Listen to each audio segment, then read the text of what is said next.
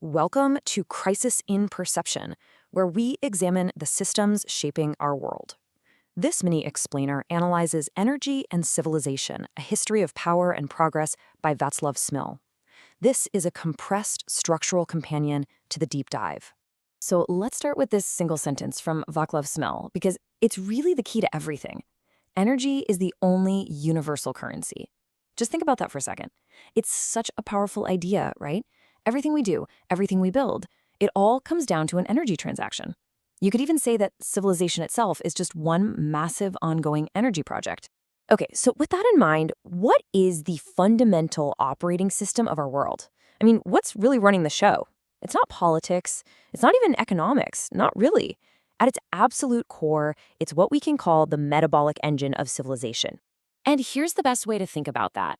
Our entire civilization, it functions just like a metabolic engine. Like a living organism.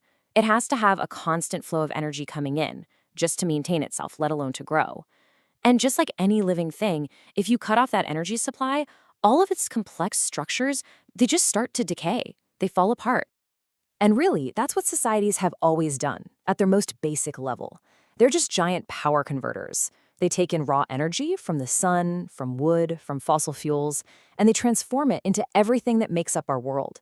Our food, our cities, all of our infrastructure, even our information flows. Okay, so if civilization is this massive engine, that leads to a pretty obvious question, right? What's fueling its constant, and I mean constant demand for more power? What are the incentives that are always driving this thing forward? Well, if you look at it from a purely biophysical point of view, you could argue that all of human history, it's really been one long quest to find and control better, more concentrated forms of fuel. Think about it. Every major leap forward, from foraging to farming, from farming to the Industrial Revolution, at its heart, it was an energy transition. It was about tapping into a more powerful source. In modern industrial societies, they're completely hardwired for this. The incentives are built right into the system to constantly increase the amount of energy we use. Why? Because progress, power, it all depends on it. More energy means more economic growth. It means a bigger military advantage.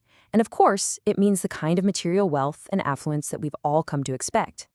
So this relentless drive for more and more power, well, it led to some pretty predictable and totally world-altering outcomes. And when I say world-altering, I mean it. The sheer scale of the change is it's mind-boggling. The single biggest outcome of this whole quest was what's called the Great Transition, the move to fossil fuels. We essentially found a way to unlock millions of years of stored solar energy, all packed into coal, oil, and natural gas. And it changed absolutely everything. This energy boom translated directly into an absolute explosion of economic growth and wealth.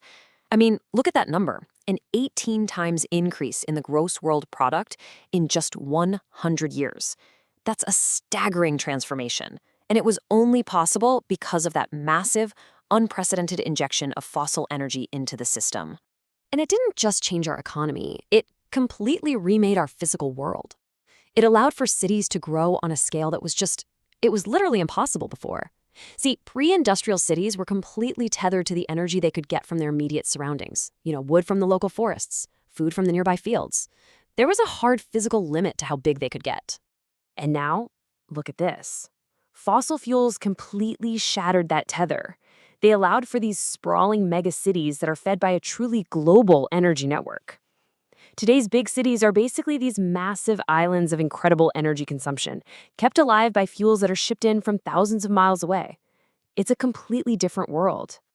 But, every engine has an exhaust pipe. And the main byproduct of all this incredible growth, well, it was carbon emissions.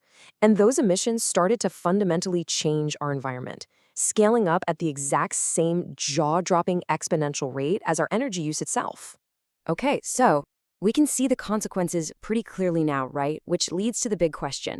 Why is this system so unbelievably hard to change? Why can't we just stop? Well, the short answer is something called system lock-in. It's basically three things.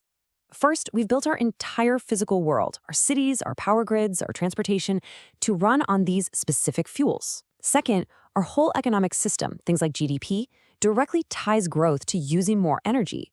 And third, culturally, we've just gotten used to it. high energy lifestyles, and the ability to travel anywhere, it's become a basic expectation. All of that together creates this incredibly powerful inertia that's really hard to overcome. All right, so let's pull the camera back a bit. Let's zoom out and see how all these different pieces, the engine, the incentives, the outcomes, all connect. Because this is where the true shape of our modern world really starts to come into focus. Think about how we usually talk about the world's biggest challenges.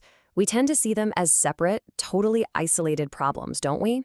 You've got climate change over here, economic inequality over there, and then some geopolitical conflict happening somewhere else.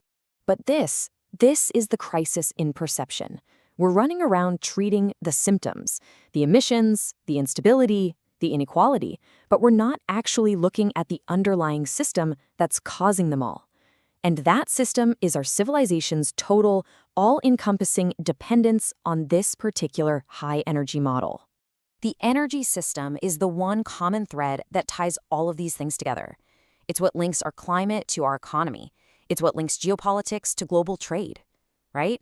The emissions from the system are changing the atmosphere, while the fight to control the resources, well, that defines a huge amount of geopolitical power. And the system's need for constant fuel is what drives our financial markets' demand for perpetual growth. And this really gets to the heart of it. Vaclav Smil makes a crucial point. Just using more and more energy by itself doesn't guarantee a better society. It doesn't guarantee more stability or more equality. The only thing it does guarantee is a bigger environmental burden, a larger footprint on the planet. So looking at it this way gives us a kind of structural clarity. And it leaves us staring at a really critical question, doesn't it? If all of our biggest challenges are actually interconnected through this one underlying system, can we ever really solve any of them in isolation? I mean, is it possible to tackle climate change without changing the economic rules of the game? Can we ever have lasting stability without fundamentally rethinking our entire relationship with energy itself? Crisis in Perception examines how systems shape belief and how better tools help us see clearly. This project is free and publicly accessible. If you'd like to support the time, tools, and research behind Crisis in Perception, you can become a supporter on Patreon. For a longer, audio-based analysis of this topic, see the deep dive linked in the description. If you enjoyed this kind of systems-level analysis, please like, subscribe, and comment with books or topics you'd like us to explore next.